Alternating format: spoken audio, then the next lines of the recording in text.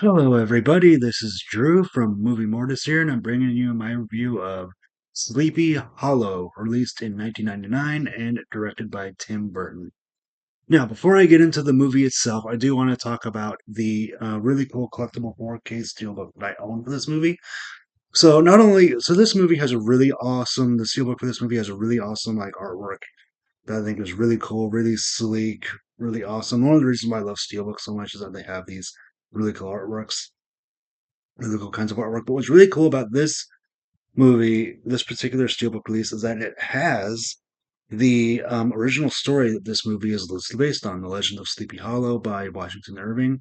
Sure, it may not be the most practical way to read the story as opposed to just grabbing, a book from like Barnes and Noble or whatever, but it's a really cool thing to have as part of this steelbook release, and it's really unique thing to help us set it apart from other steelbook releases.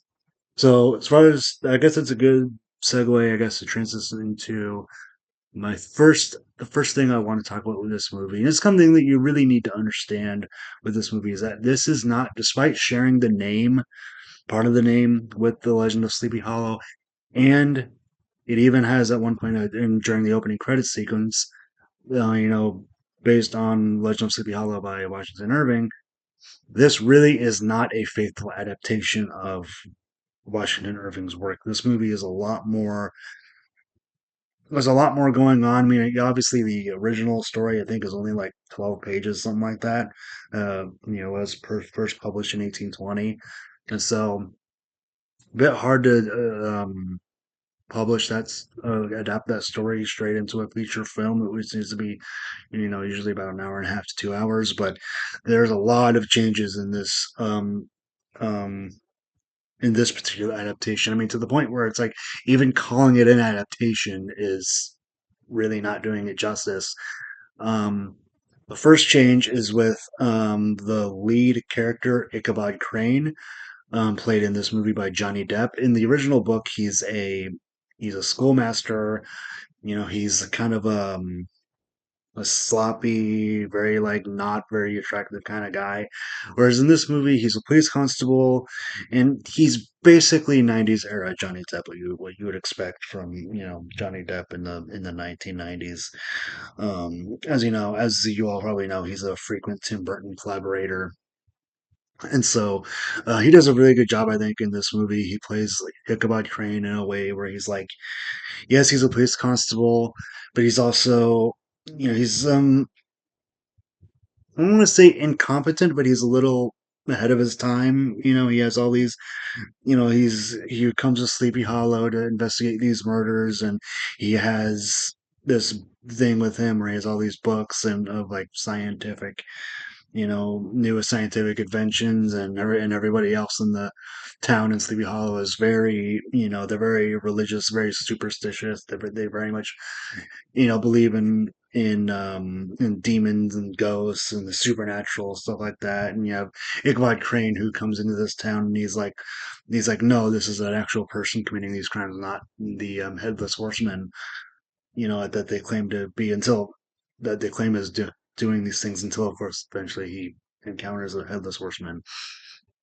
And so some areas in the story are kind of similar to the book. He does have a romance with Katrina Van Tassel, played by Christina Ricci.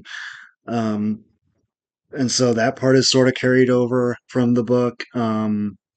His relationship with his dynamic with Brom Bones is kind of carried on from the book. Brom Bones is there, but he's not.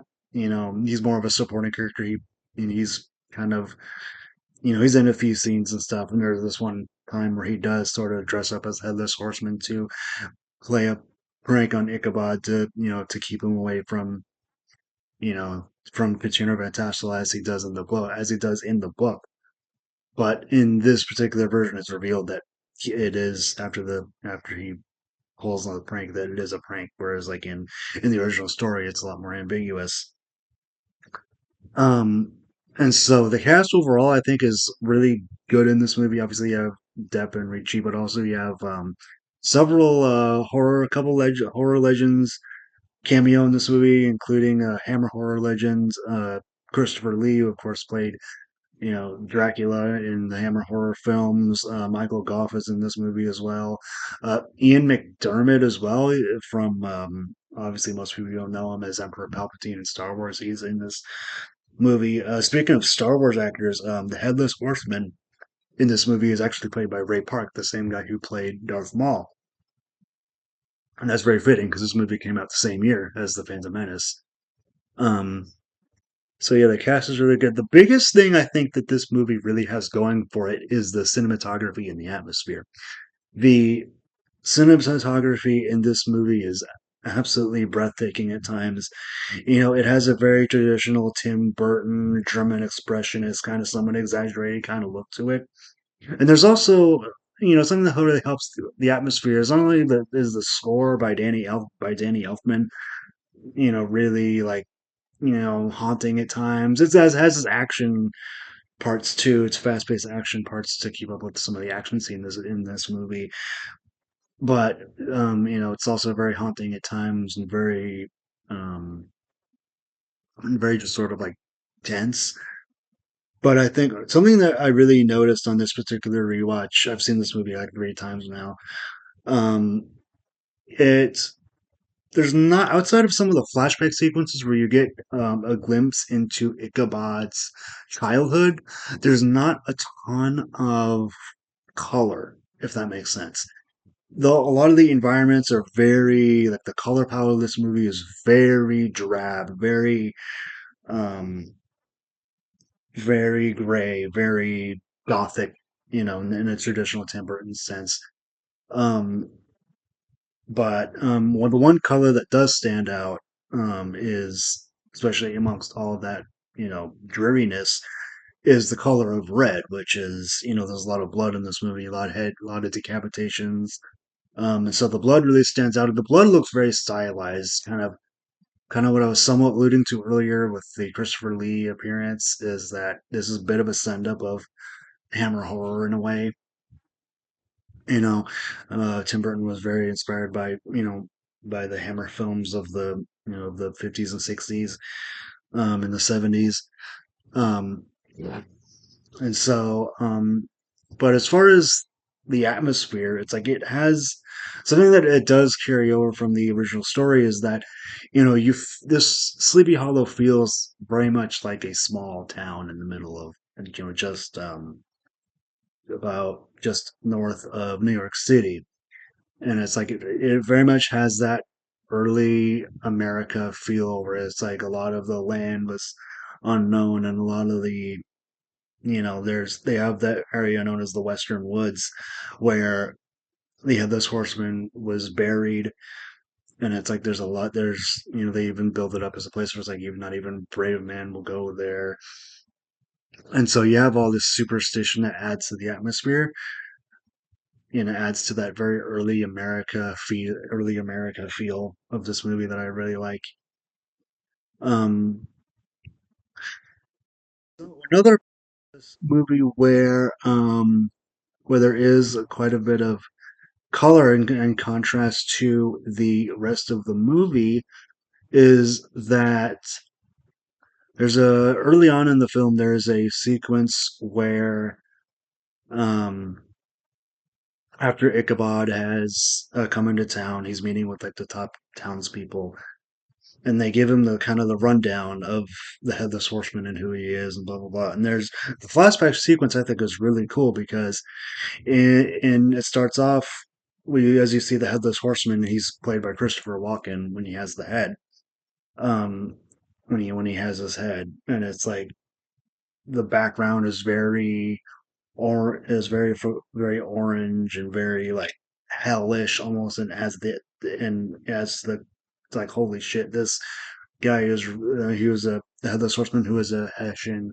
mercenary during the American Revolution, was a really fierce and capable fighter in it. And the sort of um the way that particular sequence is shot and the way the color palette is used in that sequence is very cool and um very very much adds to that fierceness of the way he fights and everything.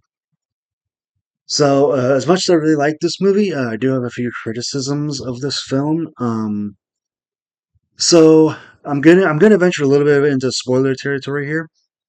One of the kind of running themes throughout this movie is that there's a bit of a convoluted plot regarding the Van Tassel family tree that kind of serves up to be the motivation for the witch who's controlling the headless horseman because the Van Tassels kind of screwed her out of, they kicked her off her land and they kind of ruined her family and stuff. And so she's a practitioner of witchcraft and all this sort of stuff. And to be honest, like I get what they were going for to kind of make it, get kind of differentiate it from the original story and kind of give it a whole new story. I don't really think that was necessary. I just sort of that whole family tree thing just sort of convolutes everything and just kind of makes things, I get there's supposed to be like a bit of a murder mystery dynamic here going on, but it's like it just makes it more convoluted and confusing, and it's just kind of unneeded. Um, and the witch character herself, I think, is kind of unneeded too. I really think, because the whole her sort of plan was to use the headless horseman by taking his skull from his grave and basically using like witchcraft and stuff to basically control him and instruct him, hey, this is who want you to kill. This is who I want you to decapitate and everything. I just think that's kind of unneeded. I think they could have really simplified it by in the script by simplifying it where it's like, okay, I like the idea of somebody taking the headless horseman's skull and like sort of him coming back from the grave to kind of find his skull, which I like that motivation. That was the motivation for the headless horseman in the original story, where it was like he came back from the grave at night to in a search for his lost head. And where it's like I think they could have kind of kept that, but made it so it's like, oh, maybe the person who stole his skull was like a thief or something, and the headless horseman comes back at night in order to hunt him down, and it would make it so that way the headless horseman would act on his own rather than just be a pawn of some witch, which I think does kind of make him a bit of a lesser character in that sense, because like, oh, it's just a plot twist where your main villain is just a pawn for a bigger for just a bigger, badder villain. I think it's a bit of a thin line between making that a really good twist, like in the original Saw, for example, or just kind of just ruining your character. And I think this one, not necessarily ruining it, but kind of like making your villain a bit of a lesser villain. And I think that it's that latter one that I think this particular Sleepy Hollow one sort of falls closer to. And the last criticism I have is that this one's not entirely fair because this did come out in 1999, but some of the CGI in this movie has not aged well, particularly in the last scene when the headless horseman gets his skull back, and you can see that the head is turning back into Christopher Walken, and it's like I like the idea of what they're going for, but the CGI just it has not aged well. Like I'm just being honest, like it has not aged well at all, and it does kind of take me out a little bit. There's a couple instances of it too, but that's like the one part where that really sticks out to me. Um, but so kind of in closing, my overall thoughts are that Sleepy Hollow, I think personally, it's like one of my favorite Tim Burton movies. I really love this movie. I'm a big fan of the Legend of Sleepy Hollow. It's been, parodied and referenced so many times in popular culture over the years, from Scooby Doo to songs to a whole bunch of other things. And so it's very much a famous story, and I really like this Tim Burton adaptation. So if you have not seen it, definitely go check it out. Definitely go check it out if you haven't already. And thank you guys for watching this movie Mortis review of Sleepy Hollow, and I will see you guys in the next one. Take care, everybody.